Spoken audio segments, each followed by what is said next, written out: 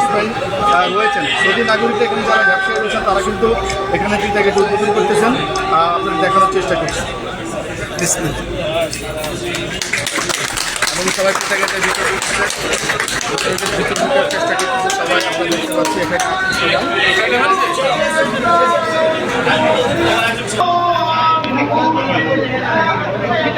জানাচ্ছি আমাদের প্রিয় লায়ন ইসমাইল হোসেন ভাইকে।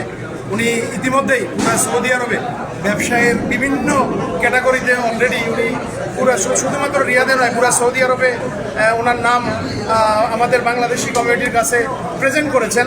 বাংলাদেশের এরকম বড় বড় ব্যবসা প্রতিষ্ঠান কোয়ালিটি, আমি সবসময় বলি কোয়ালিটি, আপনি কোয়ান্টিটি দেওয়ার দরকার নেই, কিন্তু কোয়ালিটি মতো করেন। আমরা বাংলাদেশের রেমিটেন্স প্রবাহ বৃদ্ধি পাবে, বাংলাদেশিদের কর্মসংস্থান বৃদ্ধি পাবে এবং এ দেশের এবং অন্যান্য দেশের কাছে বাংলাদেশিদের সম্মান বৃদ্ধি পাবে।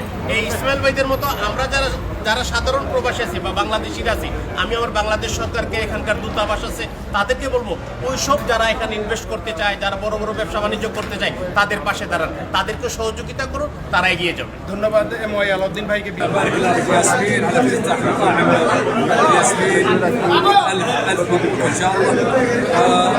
إن شاء الله يبقى خير عليه إن شاء الله. إن شاء الله دخلت خير عليه في مجالات البر إن شاء الله. إن شاء الله أكبر مطار إن شاء الله في مدينة الرياض إن شاء الله. مبروك الافتتاح اسماعيل، المطعم ان شاء الله ممتاز، الله يبارك له ان شاء الله، والله يحييكم الجميع ان شاء الله. مرحبا ومسهلا بالتوفيق ان شاء الله. শুকরান।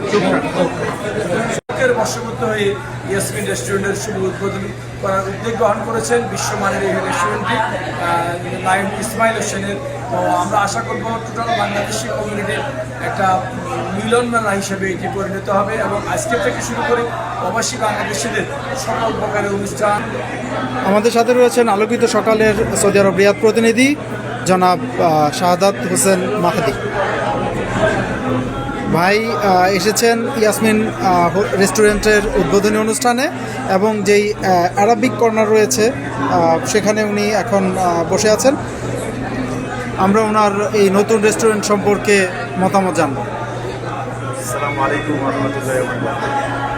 প্রবাসের বুকে দেশীয় প্রতিষ্ঠান তাও বিশালভাবে এবং খুবই বিশাল আকারে এবং এই জায়গার যে পরিবেশ এবং যে ডেকোরেশন, তো সাধারণত বাঙালি দোকানগুলো এরকম হয় না, বাঙালি যে মাতামগুলো, কিন্তু এটা সম্পূর্ণ ভিন্ন এবং খুবই সুন্দর পরিবেশ, খুবই সুন্দর ডেকোরেশন এবং আমি মনে করি খাবারের মান অনেক ভালো।